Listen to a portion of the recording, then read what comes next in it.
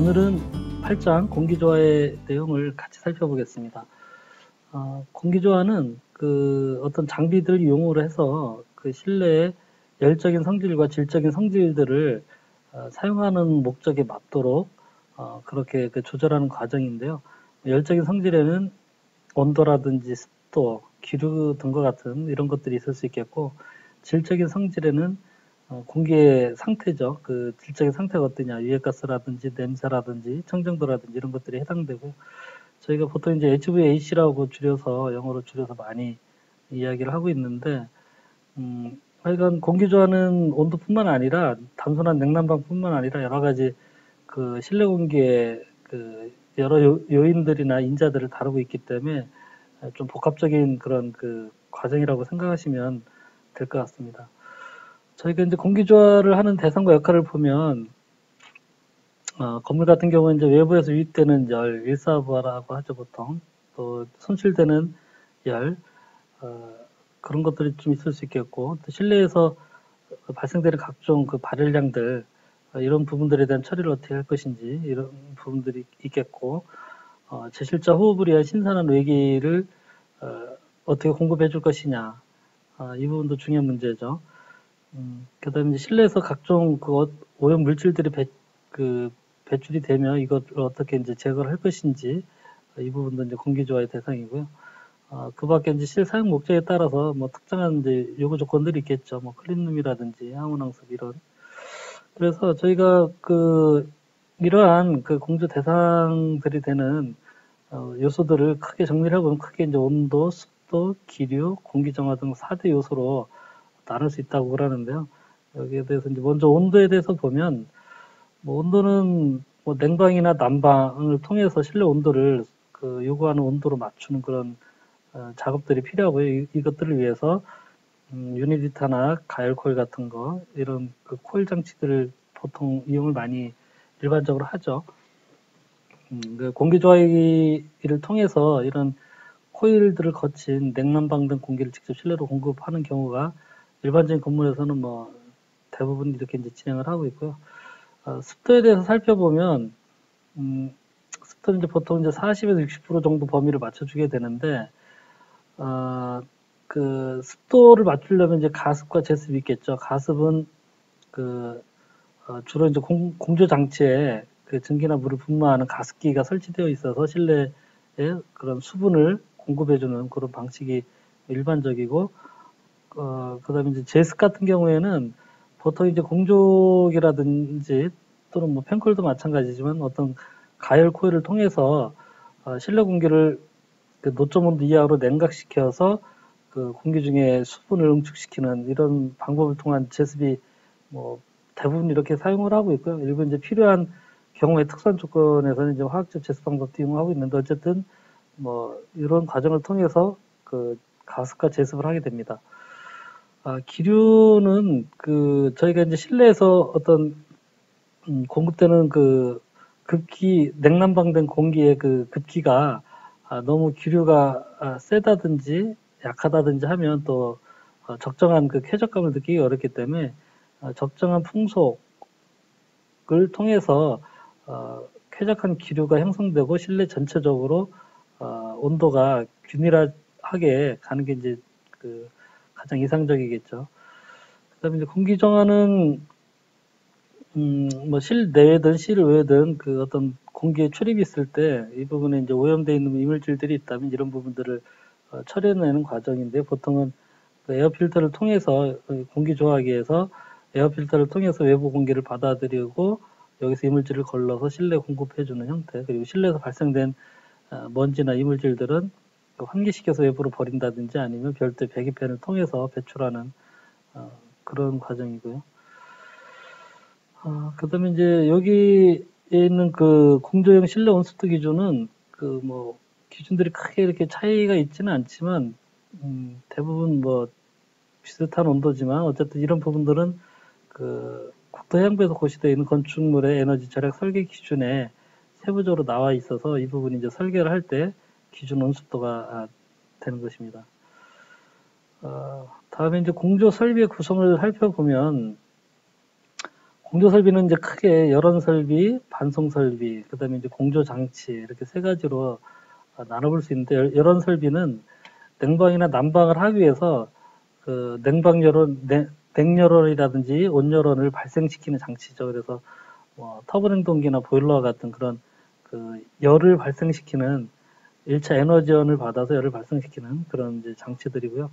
반송 설비는 반송은 보내주고 받고 한다는 뜻이에요. 그래서 이런 열원 설비에서 발생된 이런 그 에너지를 공조 장치까지 전달해주는 그런 그 역할을 하게 되고요. 뭐 우리가 이제 일상생활에서 보는 건 이제 펌프하고 팬이 이런 반송 설비에 해당된다고 보겠습니다. 펌프는 물을 공급해 주는 거고, 팬은 바람으로 이제 공급을 해주는 그런 이제 매체가 다른 거죠. 그 다음에 공조 장치는 이제 실내에서 그 어떤 뭐 팬코일이라든지 뭐 디퓨저라든지 이런 것처럼 그 이런 열원 설비와 반송 설비를 통해서 실내로 공급되어진 그런 그 공기나 어떤 에너지를 실내에 전달해주는 그런 그 말단 장치들이라고 보면 되고요. 그래서 이제 이런 장치들이 열원 설비, 반송 설비, 공조 장치 해서 나눠보면 이렇게 되어 있고요. 반송 설비 같은 경우는 이제 물, 공기, 또 뭐 냉매, 기름, 압축 공기, 아이스 슬러리 등 이제 기타 이런 부분들이 있겠고, 물이 이제 펌프를 통해서 냉수나 온수, 스팀도 이제 물이죠. 스팀도 물이고 중온수 브라인. 그래서 뭐 이 물이 열매체인 경우, 열 전달 물질인 경우 다 뭐 펌프로 하는 건 아니고요. 스팀 같은 경우는 이제 펌프로 하는 건 아니니까. 공기 같은 경우에는 이제 팬으로 대부분 전달을 하고, 극기, 배기, 환기, 외기 뭐 이런 것들을 이제 팬으로 하는 거고요. 공조 장치는 이제 그 작동 원리에 따라서 대류 작용, 복사 작용 또는 뭐 기타 작용이 있는데, 대류는 뭐 이런 팬콜이나 컴퓨터 같이 열기한 장치들이 설치된 그런 장비들 생각하시면 되고, 이제 복사는 우리 바닥에 난방 코일 같은 거 깐다든지 요즘 이제 복사 패널이나 뭐 이런 것들, 그 칠드빔 뭐 이런 거 생각하시면 될 것 같아요. 그다음에 이제 공직이라든지 이런 것들은 실내 공기를 직접 가열해서 자체적으로 순환시키는 그런 이제 반송 설비 그런 것까지도 다 또 내장되어 있는 그런 뭐 장치들이죠. 뭐 여러 가지 이제 용도에 따라 있고요. 공기조화 방식의 분류를 좀 보면 먼저 개별식이 있고 중앙식이 있고요. 개별식은 각 실마다 필요한 그 공조가 필요한 실마다 이제 어떤 장치들을 줘서 이런 팬코일 패키지 유니트라든지 멀티 유닛, 히트펌프 주로 이제 에어컨이죠. 지금 냉매 방식이라는 것 자체가 이제 냉매를 이용하니까 에어컨으로 생각하시면 되고요. 중앙식은 중앙에 있는 기계실에서 그 각 실로 그 공기 조화를 위한 뭐 열원을 그 열 에너지를 전달하든지 아니면 또 공조된 그 공기 자체를 공급을 하든지 하는 이런 방식이고요. 전공기 방식은 전체 그런 그 실내 공기 조화를 공기만을 이용해서 하는 방식들이고요. 뭐 이런 부분들은 뒤에서 이제 살펴보실 거고요. 대부분 덕트를 통해서 그 공조 장치에서 발생된 공조된 공기를 실내로 이제 바로 공기 자체를 공급을 하는 그런 방식이고요. 수방식은 물을 이용해서 공기 조화를 하는 거고요. 대표적인 이제 팬콜 유니트 생각하시면 되고요. 공기수 방식은 이 두 가지 방식을 묶어놓은 같이 동시에 혼합해서 사용하는 그런 공기조화 방식이라고 보시면 되겠습니다. 먼저 이제 전공기 방식을 보면 급배기 공기를 통해서 에너지를 전달해서 실내에 공기 조화를 실시하는 방식인데, 일단 이제 공기를 직접 공급하면서 외기를 공급할 수가 있어서 충분한 환기량의 그 확보가 가능하고, 또 필터 장치를 통해서 공기 청정 기능도 가능하다는 이제 그런 장점이 있고요. 대신에 이제 공기를 공급하기 위해서 덕트가 설정관이 많이 필요하고, 또 공기 자체가 물이나 다른 매체에 비해서 열 운반 능력이 상당히 적어요. 공기 같은 최적이라든지 어떤 에너지를 반송 에너지를 이용했을 때 공기를 통해서 이제 전달할 수 있는 능력과 물이라든지 냉매를 통해서 전달할 수 있는 게 현저히 차이가 많이 나죠. 그래서 그런 부분에서는 이제 반송 에너지 측면에서는 좀 이제 불리한 측면이 있고요. 그다음에 이제 덕트를 이용해서 그 공기를 각 실마다 공급할 때 풍량 제어가 조금 쉽지 않아요. 그 물 같은 경우는 이제 비압축성이기 때문에 각각의 분기되는 배관에 설치된 밸브들을 조절을 하면 물의 유량을 분배되는 유량을 정밀하게 제어를 할 수가 있는데 덕트 같은 경우는 이게 이제 비압축성이다 보니까 볼륨 단파 가지고 조절을 한다 하더라도 풍량 반환식이 조금 쉽지 않고 어디 한 군데 풍량 반환식이 깨지면 다른 쪽으로 많이 쏠리면서 그 반환식이 깨지는 그런 좀 어려움들이 있는 부분들이 있고요.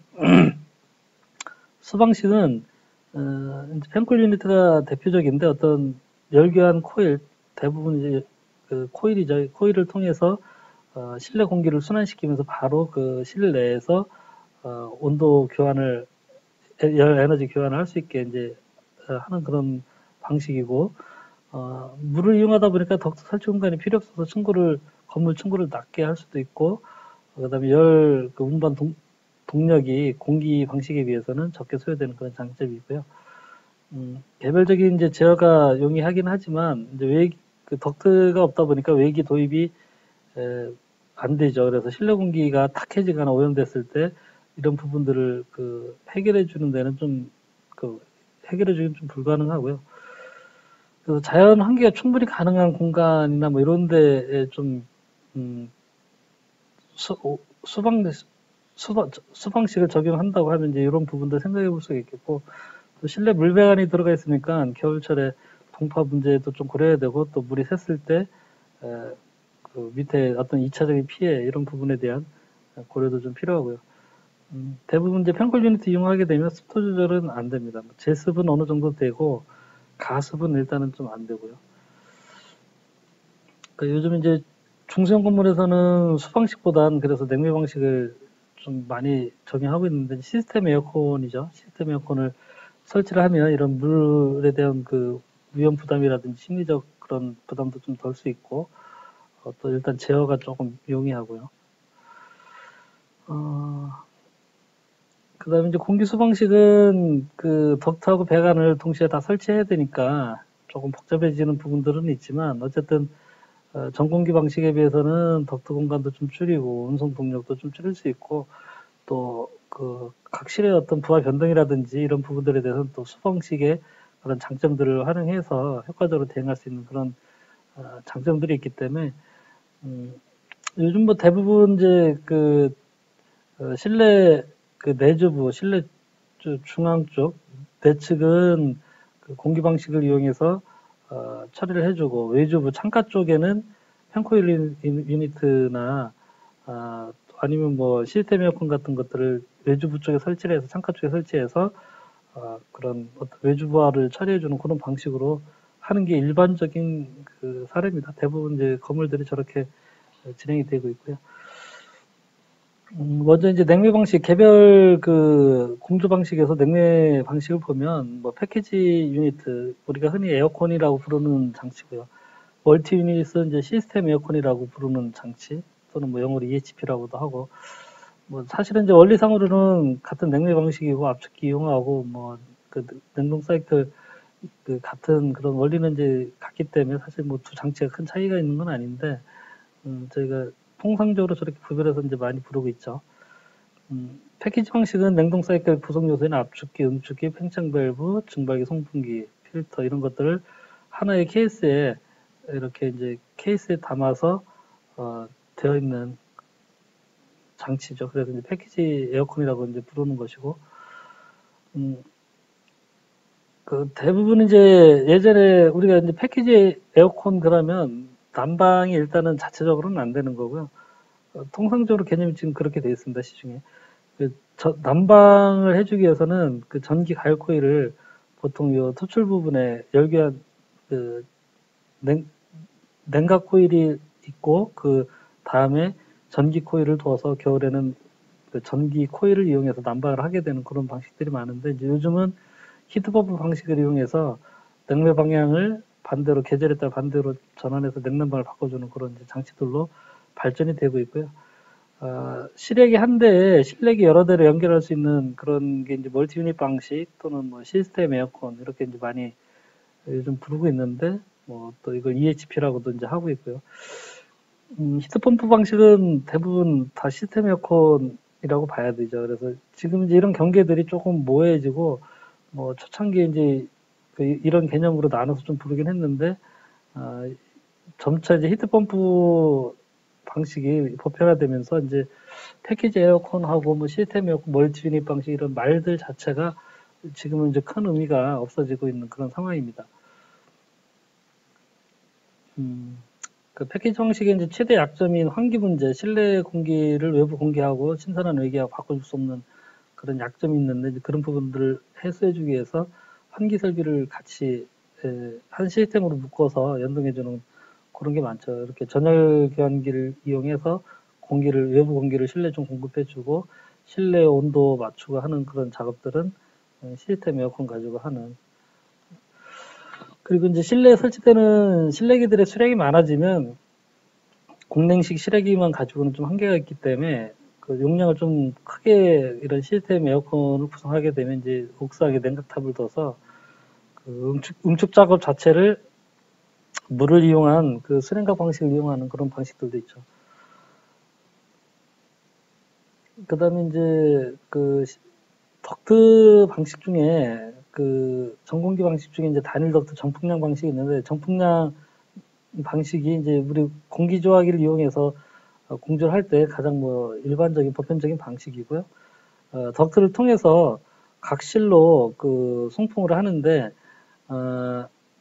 그 송풍량은 항상 일정하게 유지를 하는 거고요. 송풍량은 변하지 않고요. 실내의 부하 상태라든지 온도 상태에 따라서 급기하는 온도, 급기의 온도를 변화시켜서 공급해주는 그런 방식이에요. 그래서 항상 일정한 그 풍량을 유지한다라고 해서 이제 전풍량 방식이라 하고, 반대로 이제 송풍 온도를 일정하게 유지를 하고, 뭐 예를 들어 이제 냉방을 한다 그러면 공조기에서 그 실내로 공급되는 공기는 항상 뭐 15도나 16도 이렇게 공급을 해주고, 대신에 그 실내의 온도 상태에 따라서 그 송풍되는 그 풍량을 줄였다 늘렸다 하면서 실내 온도를 맞춰주는 그런 방식은 이제 변풍량 방식이라고 하고요. 그 정풍량 방식은 뭐 송풍량이 항상 일정하고 송풍 온도는 조금 변하게 하지만 각 실마다 항상 일정한 풍량이 공급되고 그 환기되기 때문에 그 정밀한 온도 제어나 습도 제어가 필요하지 않은 일반적인 사무 공간이라든지 대부분의 그 일반적인 건물에서는 정풍량 방식을 좀 취하고 있고요. 그래서 만약에 이제 정풍량 방식을 하는데 일부 구역에 부하 변동이 심하다든지 아니면 뭐 사용 시간대가 다르다든지 하면 그 덕트에 그 어떤 분기 부분에다가 전동 댐퍼를 설치한다든지 해서, 아니면 뭐 덕트 자체를 좀 조닝을 한다든지 뭐 그렇게 해서 이제 대처를 해야 되고요. 뭐 그림성 밭은 일 있죠. 실내로 급기를 해주고 리턴을 해서 재순환시키고 또 일부는 버리고 또 일부는 외부 공기 들여와서 이제 이 부분에 이제 코일 있는 거고요. 가습기 있는 거고 필터 있는 거고 급기팬, 환기팬. 여기 이제 뭐 센서의 위치 선정이 중요하다고 했는데, 예전에는 이제 보통 이렇게 좀 넓은 공간이나 대표적인 공간, 많이 사용하는 공간 뭐 이런 부분에다가 실내 온습도 센서를 설치를 해서 실내 온도가 지금 몇 도구나 습도가 얼마구나라고 해서 이 공조기를 거기에 맞춰서 뭐 냉방을 더한다든지 뭐 가습을 더한다든지 이렇게 이제 운전을 했는데, 그렇게 하다 보니까 그 실내 온도 센서 설치된 위치가 좀 대표성이 없다든지, 또 그 부분이 그 외계 영향을 많이 받는다든지 또 햇빛을 많이 받는다든지 이런 부족한 온도가 뜨는 경우가 많아서, 요즘은 이제 실내에다가 온습도 센서를 설치하는 것보단 이 환기 덕트에 설치하는 경우가 많아요. 환기 덕트에 온습도 센서를 설치하면 어쨌든 각 실에서 온 공기들, 빨아들인 공기가 이 덕트에서 합쳐지면서 평준화된 그런 온도가 뜨기 때문에 어디는 덥고 어디는 춥고 어디는 뭐 중간치고 했을 때 어쨌든 평준화된 값이 뜬다라는 그런 또 장점은 있어요. 그래서 요즘 이제 센서를 환기 덕트에 설치하는 경우도 좀 많이 있다. 그런 부분들 좀 말씀드리고요. 그 다음에 단일 덕트 변풍량 방식인데, 이거는 이제 공조기에서 극기되는 어, 공기의 온도는 항상 일정하고 대신에 각 실마다 그 실의 그 온도라든지 이런 상태에 따라서 극기되는 급기량, 급기 풍량을 조절하는 거고요. 그리고 각 실마다 급기 풍량을 조절하기 위해서 변풍량 유니트라는 그 장치가 그 덕트 상에 설치가 되어 있습니다. 그리고 이 병풍량 유니트를 각 실마다 이제 온도에 따라서 열었다 닫았다 해야 되기 때문에 여기에 이제 온도 조절기가 각 실마다 온도 조절기를 설치를 하게 되고요. 그리고 이제 각 실마다 공급되는 공기량이 변하다 보니까 그렇게 되면 그 극계 송풍기라든지 환기 송풍기의 그 풍량도 실내에 공급되는 그 풍량이나 이런 거에 맞춰서 변화시켜줘야 되겠죠. 그래서 이런 변풍량 방식에서는 변풍량 유니트가 필요하고 송풍기에는 그 인버터 제어 장치 같이 풍량을 조절할 수 있는 그런 장치가 좀 같이 설치가 되어야 됩니다. 대부분 뭐 요즘 인버터를 사용하고 있고요. 그다음에 이제 저런 그 공기 조화기를 제어할 때 덕트 내 정압을 측정하는 방식이 이제 보편적으로 이용되고 있어요. 예를 들어 이제 이쪽에서 나가는 각실에서 나가는 그 풍량이 이제 수시로 변화되고 실내 온도에 따라서 또 거기에 맞춰서 송풍량 공기 조화기 송풍량이 변화되어야 되는데 이것의 그 변화량을 어떻게 뭘 기준으로 변화시킬까 하는 문제에 있어서 대부분 덕트에다가 이제 정압 센서를 설치를 해서 실에서 공기들이 많이 빠져나가게 되면 극기량이 많게 되면 이제 압이 많이 떨어지겠죠. 그럼 그 압을 일정하게 이 덕트 안에 압을 일정하게 유지하기 위해서 극계 송풍기를 더 빨리 돌려서 그 풍량이나 정압을 좀 높여주게 되고 반대로 실내 온도가 어느 정도 올라가서 이제 병풍량 유니트가 닫혀서 실에 공급되는 공기량이 줄어들게 되면 그렇게 되면 이 덕트 안에 이제 이쪽에서 이 병풍량 유니트들이 닫히니까 덕트 안에 압이 올라가겠죠. 그럼 그 압이 올라가면 다시 압을 내려주기 위해서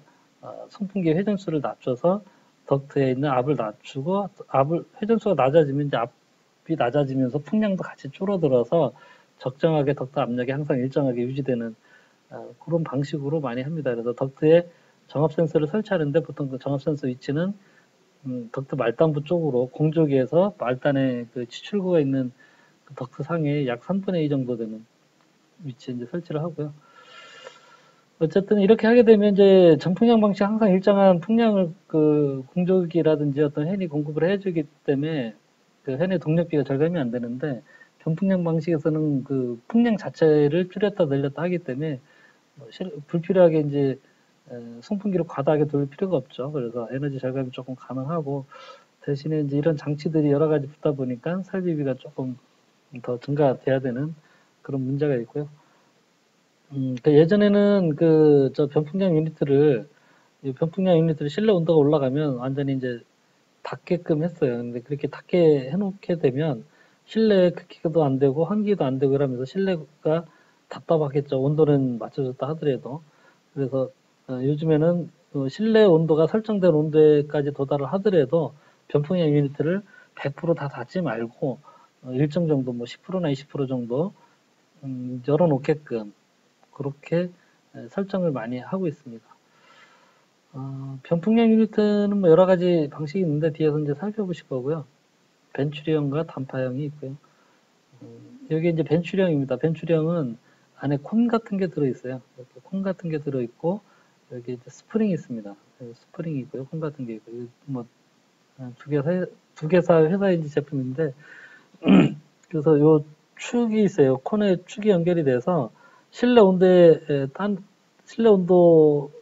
그 변화에 따라서 그 송풍되는 그 양을 그 조절을 해줘야 되기 때문에 요 구동축에 여기에 이제 전동 모터가 이제 달려 있겠죠. 그 액추레이터가 달려 있고 액추레이터 움직이는 거에 따라서 콘이 들어왔다가 나갔다 들어왔다 나갔다 하면서 요 개구부 단면이 공기가 통과하는 요 단면을 조절을 해서 공기량을 그 조절하는 건 이제 그런 장치고요.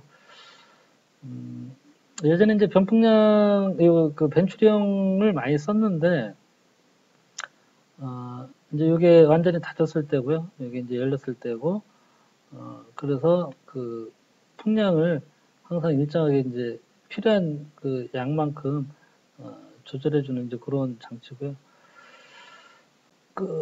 아까 이제 실의 온도에 따라서 뭐 최소 환기량은 가능하도록 그렇게 세팅을 요즘은 이제 많이 한다고 했는데, 뭐 때로는 그 유해가스라든지 냄새라든지 어떤 실의 뭐 차압을 잡는다든지 뭐 여러 가지 이유로 필요하면 또 전폐용으로도 세팅해서도 이제 많이 사용을 하고 있고, 음, 그 요즘은 이제 예전에는 이런 그 풍량 센서가 설치 안 된 경우가 좀 많았었는데, 요즘은 대부분 이 풍량 센서를 설치가 그 VAV에 내장이 돼 있어요. 뭐 그림상은 지금 이 덕트상에 있는 걸로 돼 있는데, 요즘은 대부분 이 장치 안에 풍량 센서를 설치를 해요. 그래서 콘이 열리고 닫히고 하는 거에 따라서 뭐 예를 들어 이제 최대한 그 콘을 닫았을 때뭐 풍량이 100cmH가 되도록 해라라고 하면 요 센서에 뜨는 값이 풍량이 100cmH가 되면 그 상태에서 이제 콘을 딱 정지시켜서 계속 유지를 하는 거죠. 그리고 필요한 이 값들을 미리 이제 세팅을 하게 되면 구동기가 요 그 센서 풍량 센서의 값을 받아가면서 정확한 그 값을 잘 맞춰주고 있어요, 요즘은.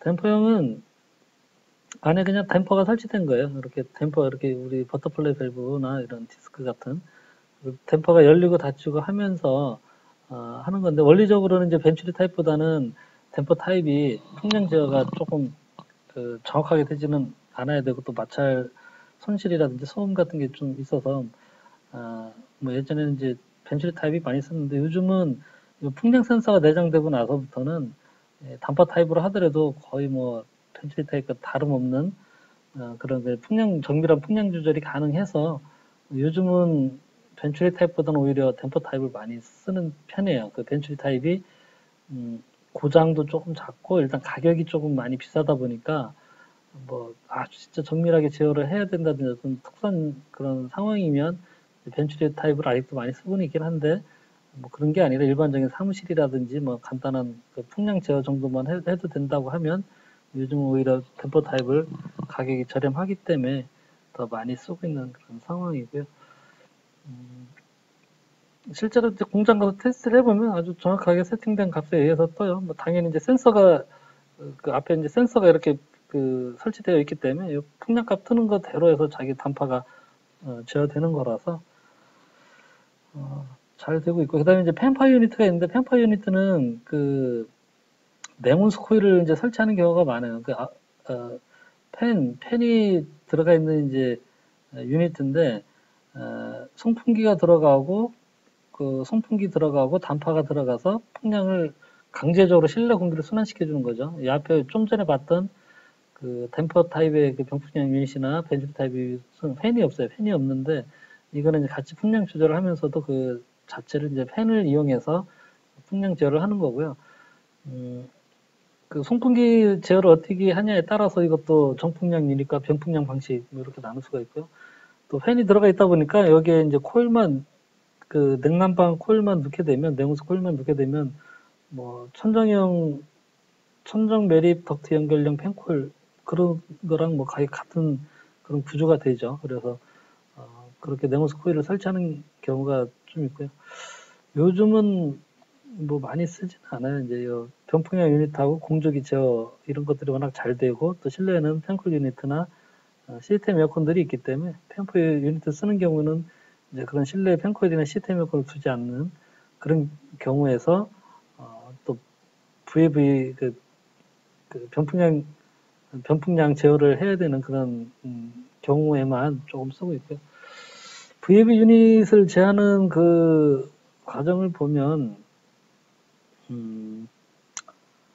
본체 그 CAV나 VAV 그 각 본체 이제 조절기나 센서, 구동기까지 다 세트화돼서 부착이 되어 있기 때문에 중앙감시실에서는 그런 그 CAV나 VAV의 그 컨트롤러에서 신호만 받아서 각 유닛의 작동 상태를 보고 이제 원격적으로 또 뭐 어떤 세팅 값에 의해서 제한하는 그런 것들만 이제 하면 되고요.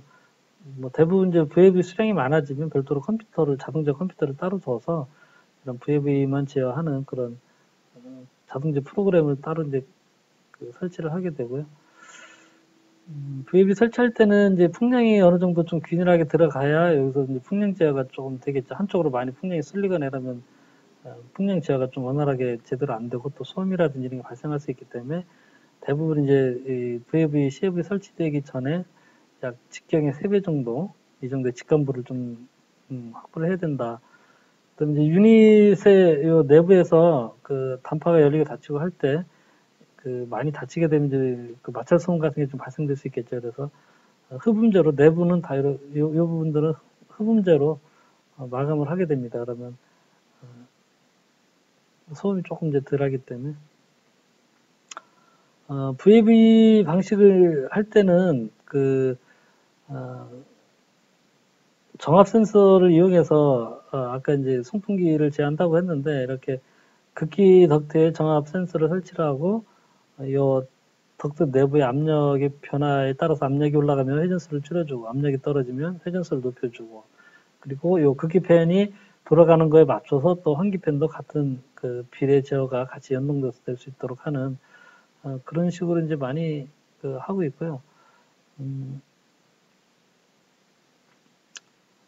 근데 이제 그렇게 하다 보니까 이 정압 센서의 값이 좀 크게 흔들리거나 정밀하게 되지 않는 경우가 있고요. 또 극기팬에 비례해서 환기팬을 하게 됐는데 극기팬하고 환기팬하고 기본적으로 팬 사양이나 풍량 자체나 그 모터 용량 이런 것들이 다르다 보니까 단순하게 이제 비례를 하다 보면 실내의 극기량하고 환기량 자체가 좀 틀어지는 그런 문제가 있어요. 그래서 요즘은 이 정압 센서를 두면서도 FMS 풍량 측정 장치거든요.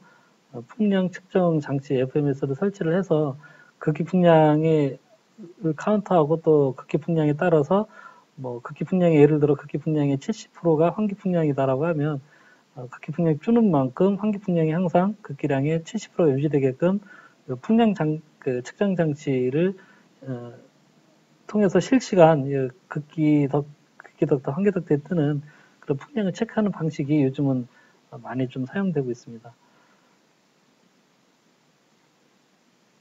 정압센서 위치는 메인 덕트에서 이제 끝부분 쪽으로 약 3분의 2 정도 되는 지점에 설치를 보통 일반적으로 많이 하고요.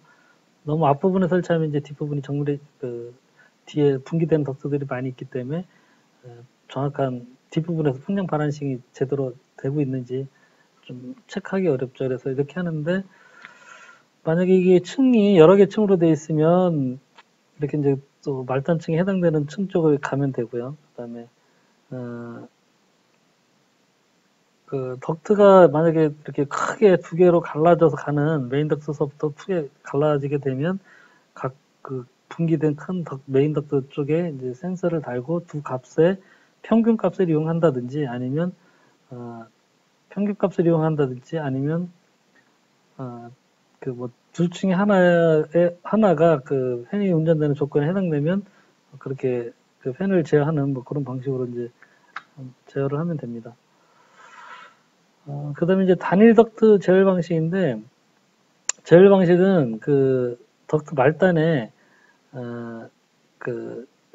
공기조화기에서 공급된 극기의 온도를 다시 각 실의 온도 상태에 따라서, 높여주거나 냉각시켜주거나 할 수 있는 그런 제어 장치들을 둔 거예요. 말단에 어떤 열교환 코일 같은 거, 이런 것들이 설치되어 있는 제어 장치를 둬서, 실내 공조기에서 1차적으로 공급된 이것도 이제 예열이나 예냉돼서 미리 온도 어느 정도 맞춰진 그런 공급된 급기 온도를 다시 한번 제열기를 통해서 조절을 해서 이렇게 하는 거고요. 그래서 이게 이제 제열기를 이렇게 크게 덕트 분기되는 분기 덕트 메인 쪽에 설치해서 그쪽 존의 급기 온도를 전체적으로 조절을 해주게 되면 이제 존 리히팅 방식이고 그 다음에 각각의 실마다 이렇게 말단에 다 설치하게 되면 이제 터미널 리히팅 방식 뭐 이렇게 이제 나눌 수도 있고요.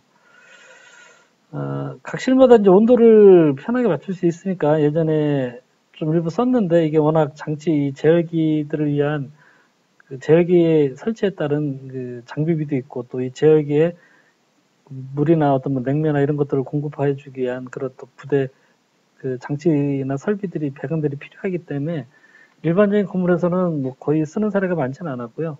호텔이라든지 이런 좀 고급 그 숙박시설 같은 경우 각 방마다 그 온도 조건들을 좀 맞춰줘야 되는 경우 그런 경우에만 설치를 하고 했었고 요즘은 이제 시스템 에어컨이나 뭐 천장형 팬코일이 워낙 잘 나오기 때문에 이런 것들이 보편화되고 있어서 요즘은 이제 이런 제열 방식은 적용 사례가 매우 적습니다. 매우. 그다음에 이제 이중 덕트 방식은 그 공기 조화기에서 냉풍하고 온풍을 각각 만들어요. 뭐 이렇게 공기 조화기에 하나의 공기 조화기에 냉각 코일, 난방 코일이 따로따로 있을 수도 있고 아니면 뭐 냉풍을 만들어주는 냉방용 공조기, 그다음에 온풍을 만들어주는 난방용 공조기가 따로 있어서 뭐 이렇게 덕트를 연결해 줄 수도 있고요. 어쨌든 그 차가운 바람과 따뜻한 바람이 공급되는 덕트를 따로따로 둬서 그거를 실내에서 혼합상자를 통해서 냉풍하고 온풍을 적절한 그 요구되는 온도에 맞춰서 혼합을 해서 공급하는 이런 방식인데 뭐 이 방식은 그냥 요 내용만 봐도 충분히 그 이해를 하시겠죠. 일단 제일 큰 문제는 그 애써서 만든 냉풍하고 온풍을 혼합해서 온도를 그 중화시키는 거니까 에너지 낭비가 굉장히 크죠. 그리고 또 덕트도 냉풍, 온풍 따로 이중으로 설치를 해야 되기 때문에 설비비도 많이 소요되고요. 그다음에 송풍 동력도 당연히 그만큼 또 많이 들어가야 되고. 그래서 어쨌든 하여간 요즘은 펜코일이나 시스템 에어컨이 보편화되면서 이런 이중 덕트 방식도 거의 뭐 사용하는 사례가 없습니다. 그다음에 이제 각층 유니 방식은 각 층마다 존마다 유니트를 그 공조 장치를 설치를 하고 옥상에나 뭐 기계실의 적당한 부분에 그 외기를 공급해주는 그 공조기를 이제 설치를 하는 거죠. 그래서 각 층이라든지 중요한 그 구역마다 그 공조 장치 유니트를 두고요. 뭐 이거는 뭐 이평 펜코일 같은 이런 그 펜코일이 될 수도 있고 뭐 가열 코일이 될 수도 있고 뭐 여러 가지 몇 가지 있겠죠. 그리고 이제 여기서는 자체적으로 공기를 이제 순환을 하다 보니까 환기가 안 되죠. 그래서 그 외부에서 공조기에서 1차적으로 온도를 어느 정도 맞춰서 그 덕트 피트를 통해서 각 층에 있는 그런 그 공조 장치들에 그 급기를 해주고 환기는 별도의 환기팬을 통해서 외부로 공기를 배출시킨다든지 다시 공조기로 재순환시켜주는 그런 방식이 되겠습니다.